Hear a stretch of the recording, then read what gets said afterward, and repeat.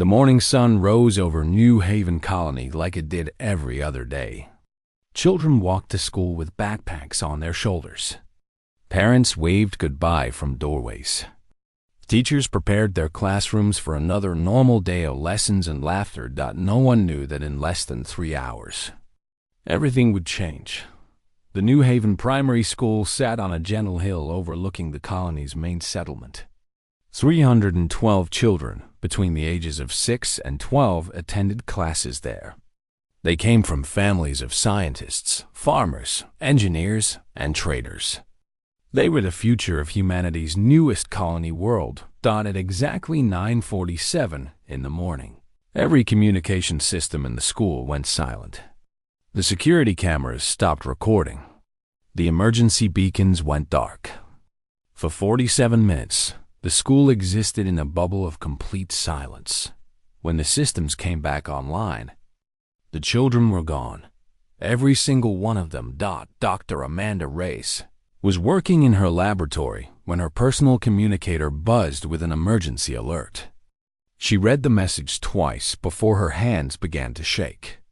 Her daughter Lily, 8 years old with bright eyes and a love for drawing alien flowers, attended that school.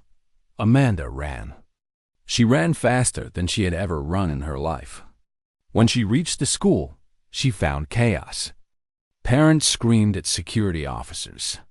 Teachers sat on the ground in shock, unable to explain what had happened.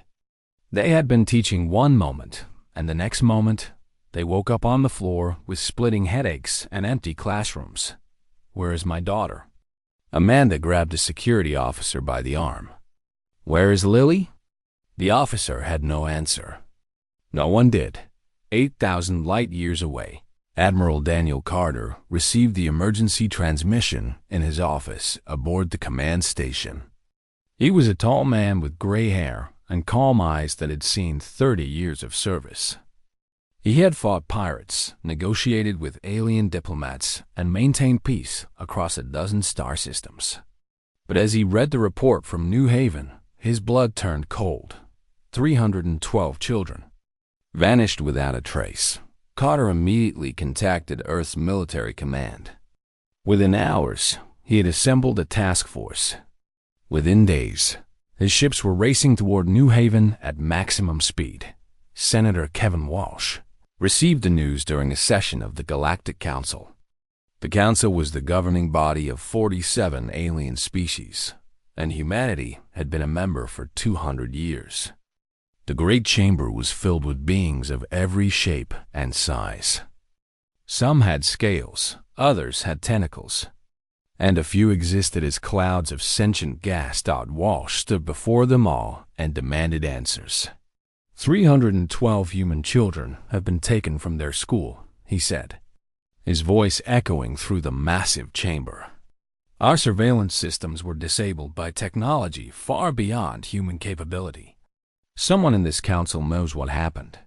The alien representatives exchanged glances. Some looked confused. Others looked uncomfortable. But every single one of them denied any knowledge of the incident.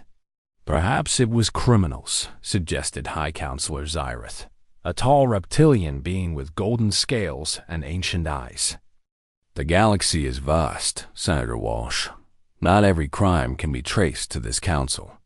Our systems detected no ships entering or leaving the sector, Walsh replied. Whoever did this had access to technology that can fool our sensors completely. How many species in this galaxy have that capability? Zyrith smiled, showing rows of sharp teeth. Fewer than you might think, Senator. But I assure you, the Council will investigate this matter thoroughly. Walsh did not believe him. He could see the lies hiding behind those golden eyes. Back on New Haven, Admiral Carter personally led the investigation. His team searched every inch of the school. They interviewed every witness. They analyzed every piece of data they could find. The results were disturbing. The 47-minute blackout had been caused by a device of unknown origin. The technology was at least 1,000 years more advanced than anything humanity possessed. Whoever had taken the children had planned this operation with perfect precision. Dr. Amanda Reyes refused to leave the school. She wandered through the empty hallways, calling her daughter's name. She found Lily's desk in classroom 7, with a half-finished drawing of a purple flower still sitting on top. Amanda held the drawing to her chest and cried. Carter found her there late that night. Dr. Reyes, he said gently, we will find them. I promise you. Amanda looked up at him with red eyes. How? How can you promise them when you don't even know who took them? Before Carter could answer, one of his officers rushed into the room. Admiral, you need to see this. A ship just dropped out of faster-than-light travel at the edge of the system. It's badly damaged, and the pilot is dying. They raced to the landing pad where the small alien vessel had crashed. Inside, they found a being that Carter recognized as a Vethkai, one of the oldest species in the galaxy. The alien was bleeding from multiple wounds. Its breathing was shallow and weak. Human, the alien whispered as Carter knelt beside it. I came to warn you. The children. The harvest. What harvest? Who took our children? The alien pressed a small data chip into Carter's hand. The Council. They have done this for 15,000 years. Every species. Every generation. They call it the Harvest Protocol. Why? Why would they take children? The alien's eyes began to close. Because children can be changed, shaped, made into something useful. It coughed, and dark blood spilled from its mouth. Your species was never supposed to discover this. You were supposed to be next. Next for what? But the alien was already dead. Doc Carter stood slowly, holding the data chip in his trembling hand. Around him, his officers waited in stunned silence. In the distance, Dr. Reyes watched with desperate hope in her eyes. Admiral Carter looked up at the stars. Somewhere out there, 312 human children were being held by beings who had been committing this crime for 15,000 years. Beings who smiled and lied while sitting in the halls of galactic power. He thought about Lily Reyes and her unfinished drawing. He thought about all the parents waiting for answers that might never come. And he made a decision. Send a message to Earth Command, Carter said quietly. Tell them to prepare for war. Lieutenant Commander Scott Price had spent 15 years breaking alien codes and decrypting enemy communications. He was the best in Earth's intelligence division. But as he worked on the dying alien's data chip, his hands began to shake for the first time in his career. The files were massive. Thousands of documents, video recordings, and scientific reports dating back 15,000 years. Each file told a piece of a story so horrible that Price had to stop several times just to breathe.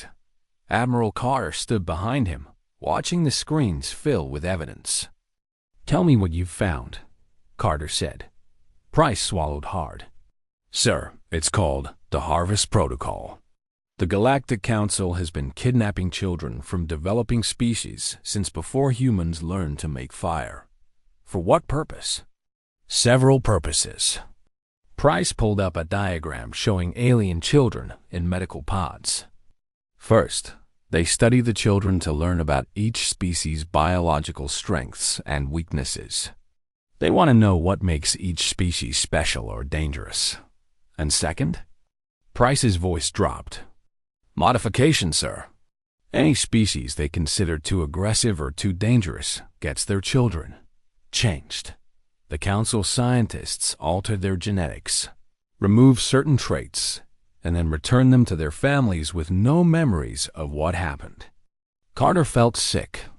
They're breeding the fight out of entire species. For 15,000 years, sir. The files show that at least 30 species have been modified this way. Some of them were once warriors who conquered entire sectors. Now, they're peaceful traders who can barely defend themselves. What about our children?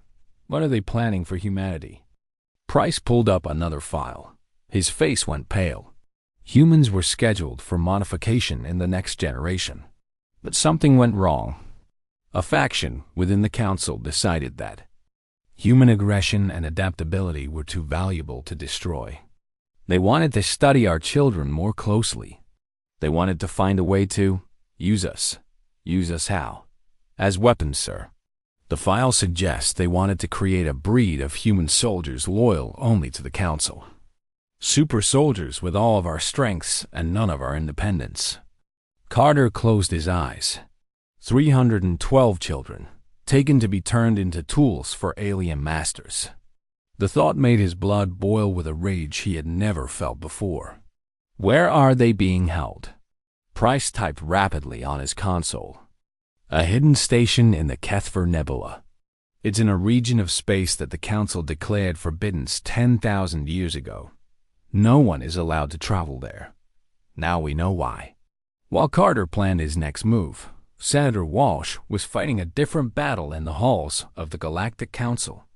He had demanded an emergency session and presented evidence from the data chip.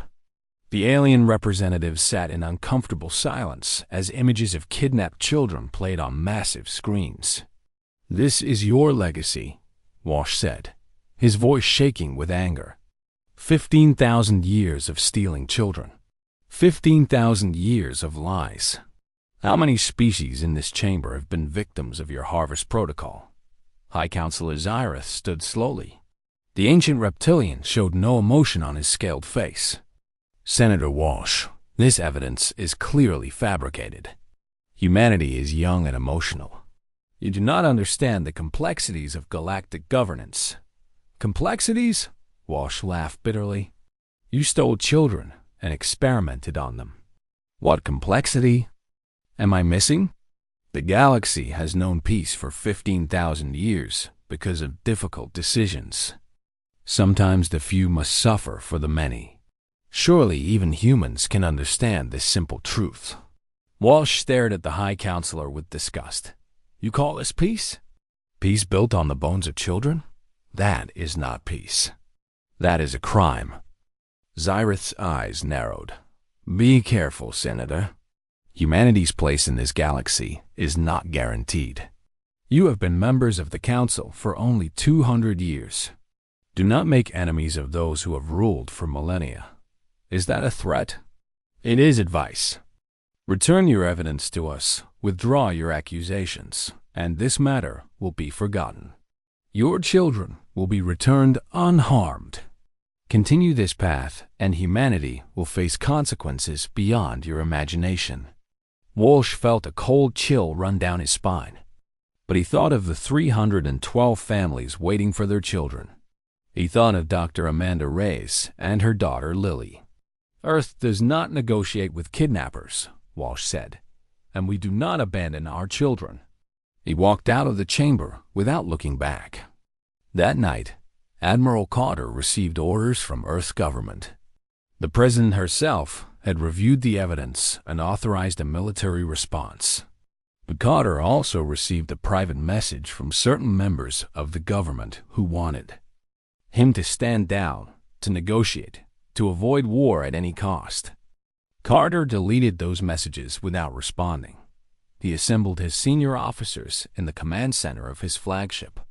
Captain Megan Torres was there, commander of the stealth vessel Nightfall and one of the finest pilots in the fleet. Dr. Nathan Blake, the weapons scientist who had spent 20 years developing humanity's most secret technologies, stood beside her.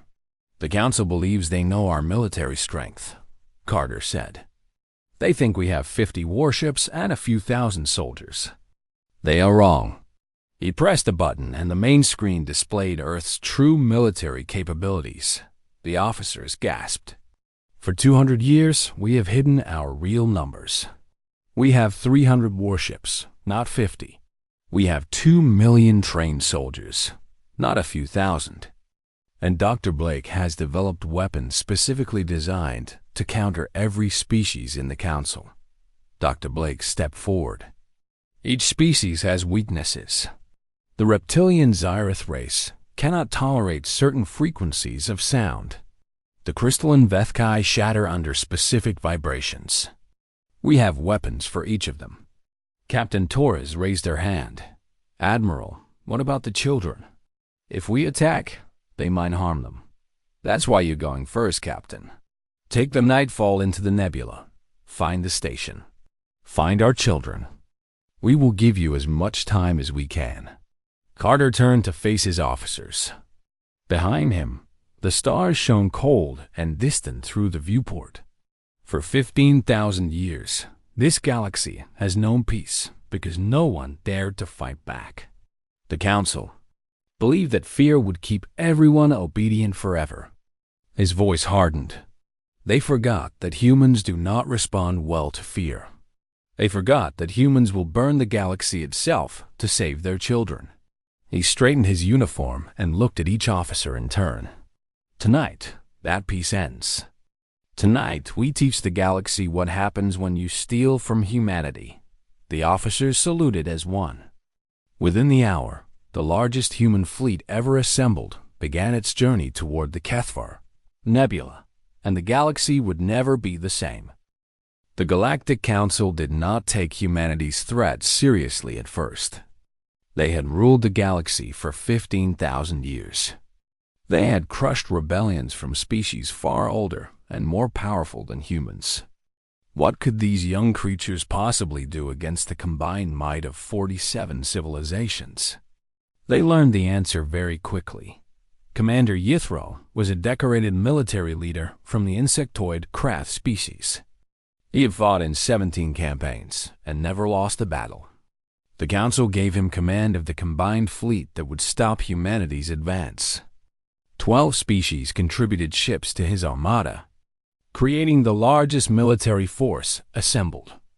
In 3,000 years, 2,000 warships against what the Council believed was 50 human vessels. Yithro expected an easy victory when his scouts reported that the human fleet numbered not 50, but 300 warships. He felt the first hint of concern when those same scouts reported that the human ships were moving in perfect formation at speeds that should have been impossible. Concern became fear. The two fleets met in the space between the HFY Nebula and the nearest trade route. Yithral arranged his ships in the traditional Council battle formation, a pattern that had won countless victories over thousands of years. Admiral Carter arranged his ships in a formation that no alien had ever seen before. The battle began at dawn, Earth Standard Time. It ended 6 hours later. The Council lost 800 ships in the first hour alone. Human weapons tore through alien shields like they were made of paper. Each species in the Council fleet found themselves facing weapons designed specifically to exploit their weaknesses. The reptilian ships went silent when sonic cannons disrupted their crews' nervous systems. The crystalline vessels shattered under harmonic vibrations. The insectoid carriers fell apart when targeted. Electromagnetic pulses destroyed their hive mind communications. Yithral watched in horror as his mighty armada crumbled around him. "How is this possible?" he demanded. "How do they know our weaknesses?" His second-in-command had no answer. No one did.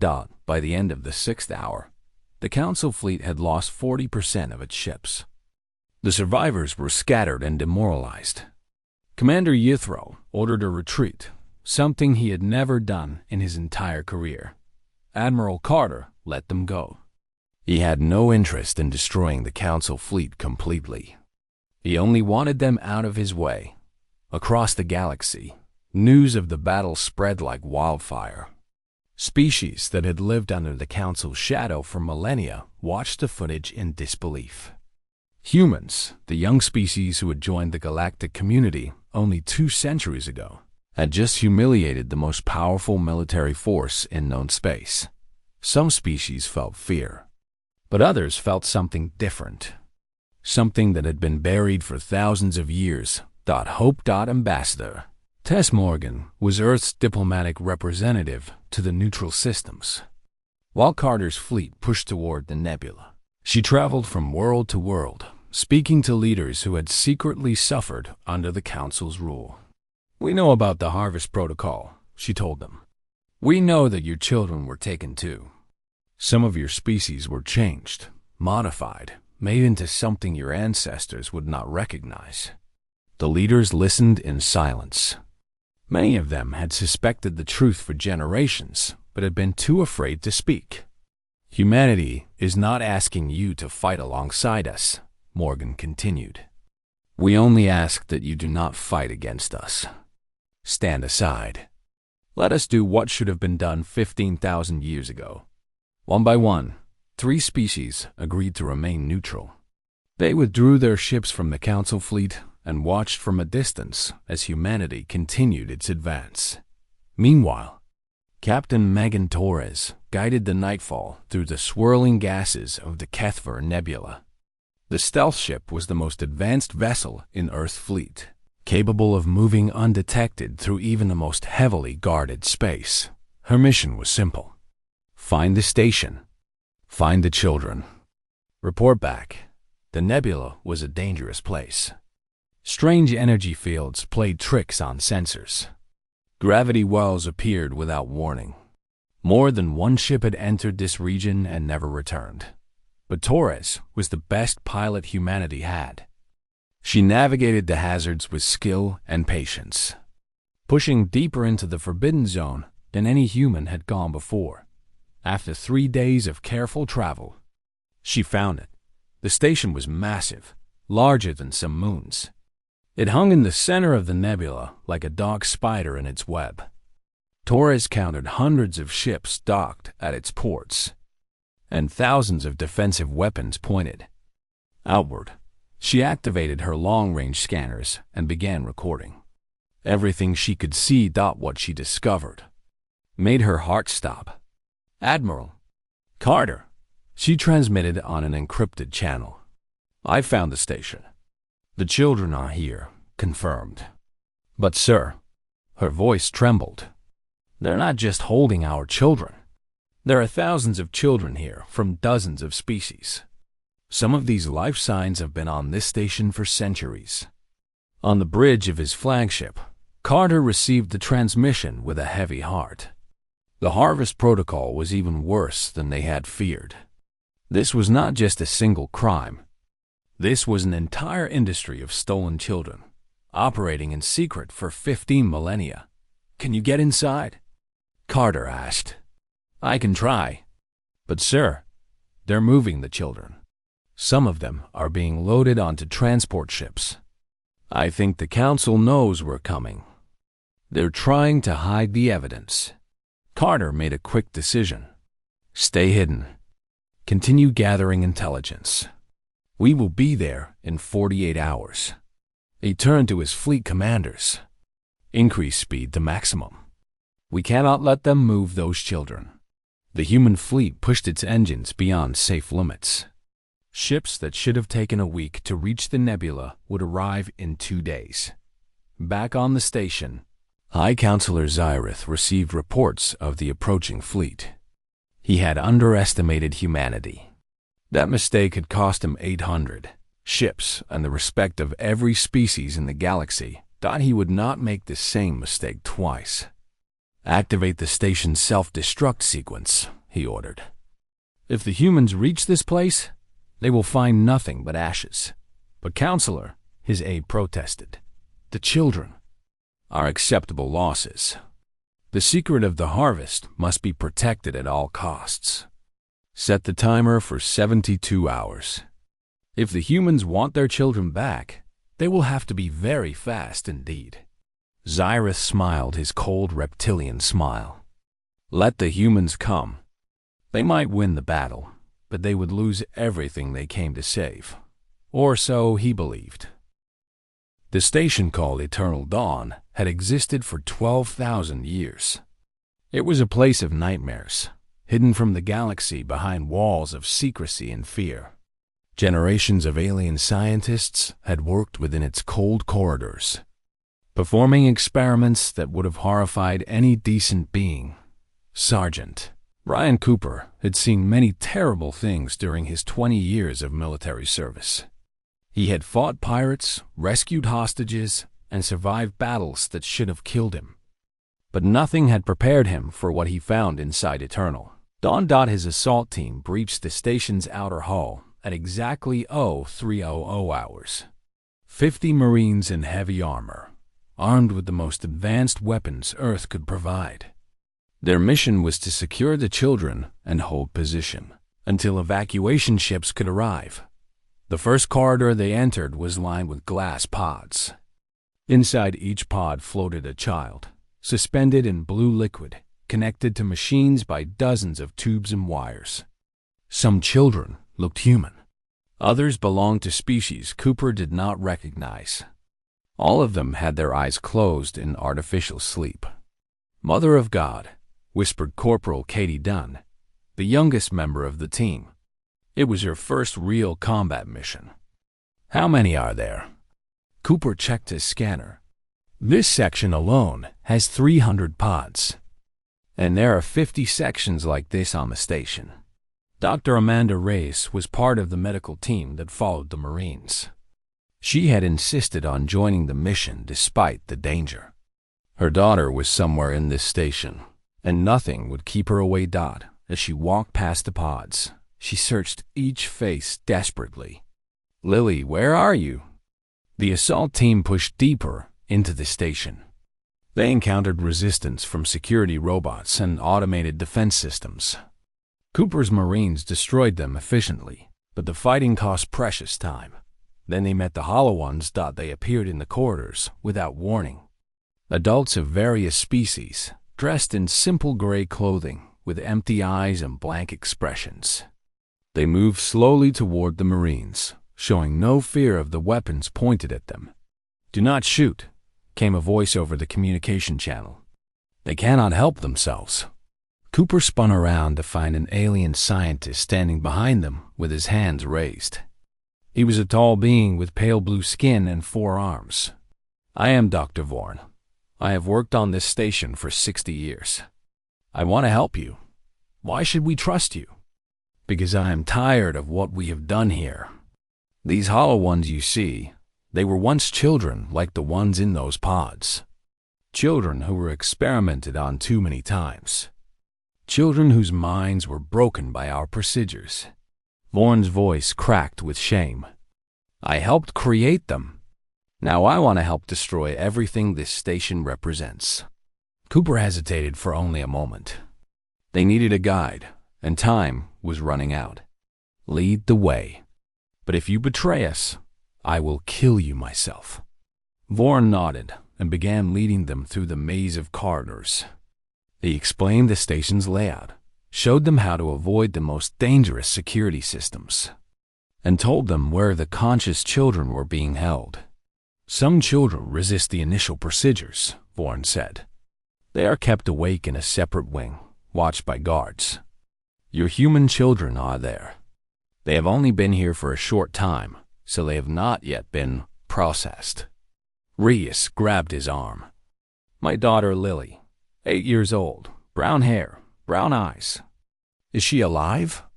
Vorn smiled sadly. "The human girl with the drawings?" "Yes, she is alive. In fact, she has become something of a leader among the conscious children. She organizes them, keeps them calm, helps them hide when the scientists come." Reyes felt tears streaming down her face. Her little girl was alive, and she was fighting. They found the conscious children in a wing designed to look like a school. It was a cruel joke, making this prison look like the place from which the children had been stolen. When Cooper's team breached the door, they found something unexpected. Barricades made of furniture blocked the entrance. Behind those barricades, dozens of children from different species waited with makeshift weapons. Ready to fight. At the front of the group stood Lily Reyes, holding a metal bar like a sword. "Stay back," she shouted. "We won't let you take any more of us. Lily." Amanda rushed forward, pushing past the Marines. "Lily, it's me. It's Mom." The little girl's eyes went wide. The metal bar dropped from her hands. "Mom?" Amanda climbed over the barricade and swept her daughter into her arms. The other children watched in confusion and hope as mother and daughter reunited. Some of them started crying. Others called out for their own parents. "We're here to take you home," Cooper announced. "All of you, human and alien alike. No one gets left behind." While the children were gathered and prepared for evacuation, Corporal Dunn discovered a control room deep within the station. Inside, she found the self-destruct timer counting down. "Sergeant Cooper," she reported over the radio, "they've set the station to explode. We have less than 8 hours." Cooper cursed. 8 hours was not enough time to evacuate thousands of children through the dangerous corridors of a hostile station. "Can you stop it?" Dunn studied the control panel. "Maybe, but the system is protected by heavy encryption. It will take time to bypass. Do what you can. We'll get the children moving." Dunn worked frantically, her fingers flying over alien controls she barely understood. The timer continued counting down. 7 hours. 6 hours. 5. She finally found a weak point in the system. A way to stop the countdown. But there was a problem. "Sergeant, I can stop the self-destruct. But I have to stay here and hold this switch manually. If I let go, the timer will resume."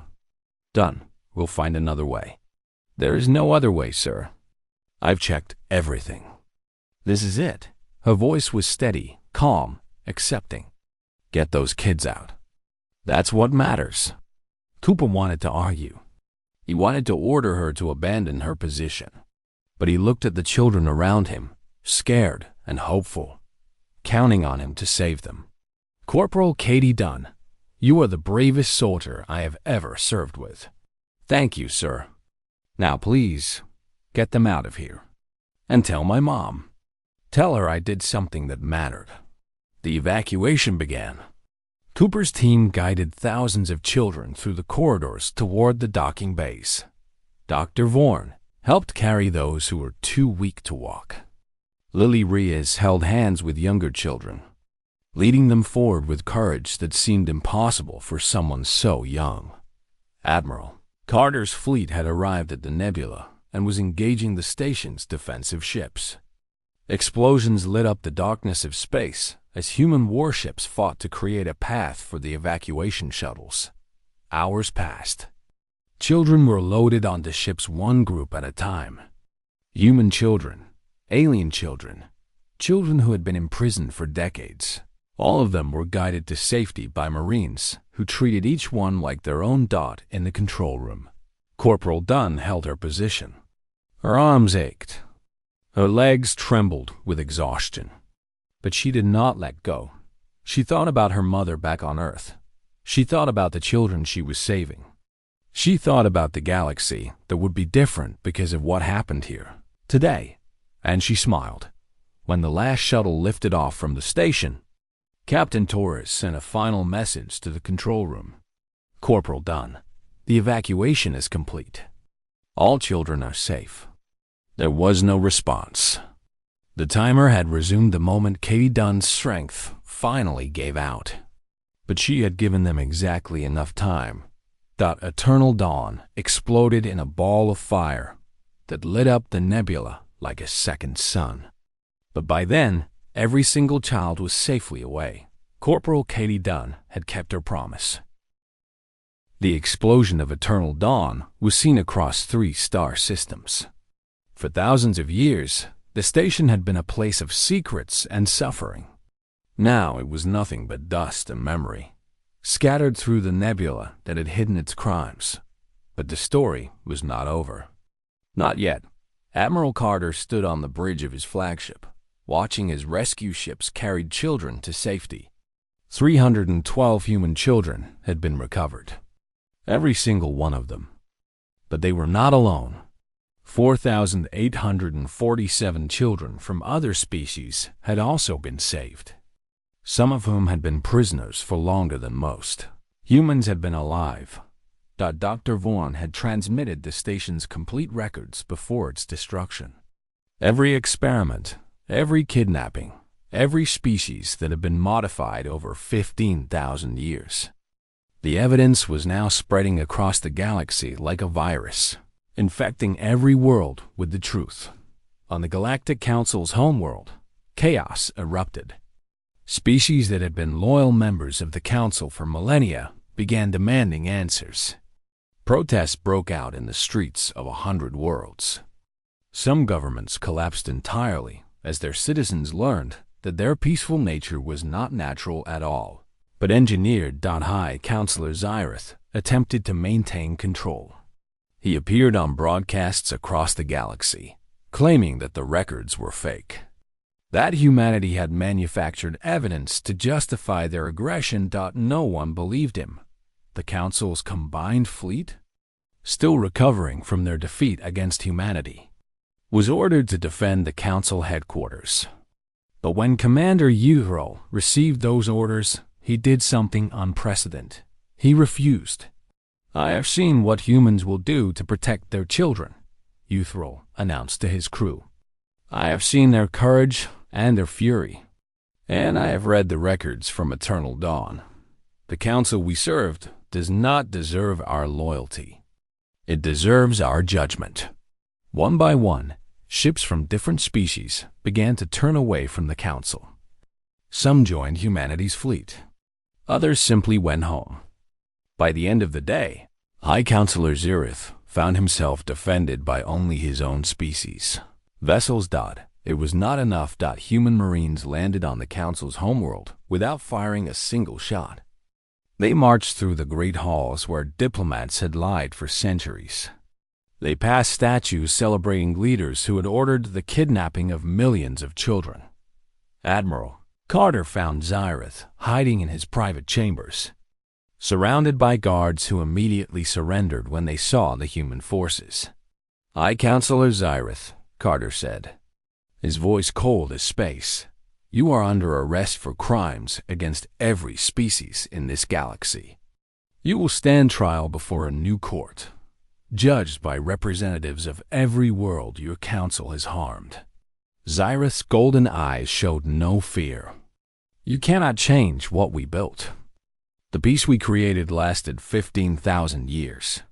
Your chaos will destroy everything. Your peace was a lie. Your order was built on stolen children and broken minds. Whatever comes next will be built on truth." Carter nodded to his Marines. They took the ancient reptilian away in chains. The trial of the Council leadership lasted 3 months. Representatives from 90 species attended, including many who had never been allowed to participate in galactic politics before. The evidence was overwhelming. The testimony from rescued children was devastating. The scientific data proving species modification was undeniable. When the verdict came, it was unanimous. Guilty on all charges. The old Galactic Council was dissolved. In its place, a new Galactic Assembly was formed, with laws specifically forbidding the harm of children under any circumstances.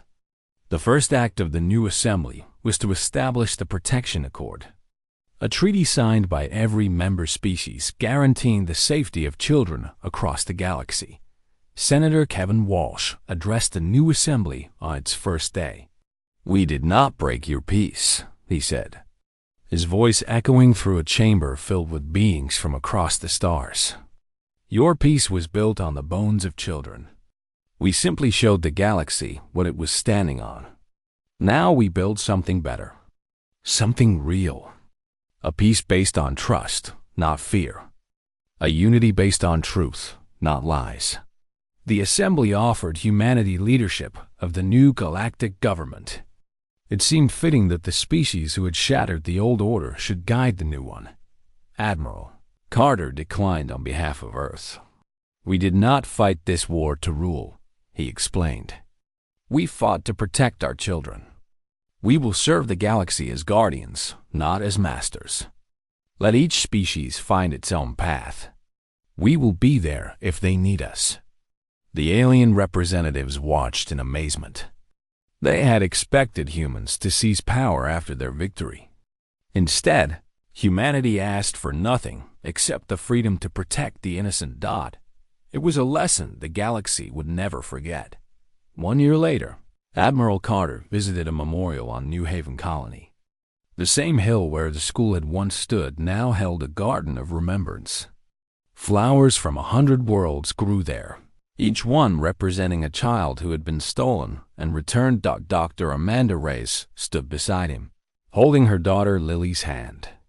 The little girl was 9 years old now, a bit taller, a bit older, but still the same brave child who had organized a resistance in the heart of an enemy station. She would have been 23, Reyes said softly, looking at a small stone marker among the flowers. The marker bore the name Katie Dunn. She gave us time, Carter replied. She gave us everything. Lily let go of her mother's hand and walked forward. She placed a bouquet of purple flowers, the same kind she had been drawing on the day she was taken, at the base of Corporal Dunn's marker. Thank you, she whispered. I'll never forget. Above them, ships from 20 different species flew in formation across the sky. They came every year on this day, representatives from every world whose children had been saved. They came to remember. They came to honor. They came to renew their vow. Never again. Carter watched the ships pass overhead and felt something he had not felt since before the war began. Peace, not the false peace of the old council, built on secrets and suffering. Real peace, built on the simple truth that some things are worth fighting for. A young officer approached him with a tablet. Admiral, message from Earth Command. They want to know if you're ready to retire. Carter looked at Amanda Reyes and her daughter. He looked at the memorial and the ships above. He looked at the stars beyond, countless worlds now free from the shadow of the Harvest Protocol. Tell them I'll retire when the galaxy doesn't need protecting anymore. The officer smiled. So never then. Probably not. Carter turned back to the memorial one last time. But that's all right. Some jobs are worth doing forever. He walked down the hill, leaving the Garden of Remembrance behind. But he carried its lessons with him, as every human would for generations to come. The galaxy had learned an important truth about humanity that year. They had learned that humans would burn empires to save their children. They had learned that human vengeance could shake the foundations of civilizations. But most importantly, they had learned that when the fire died and the wars ended, humans would extend their hands in friendship to anyone willing to take them. That was humanity's gift to the galaxy. Not conquest. Not domination. Hope.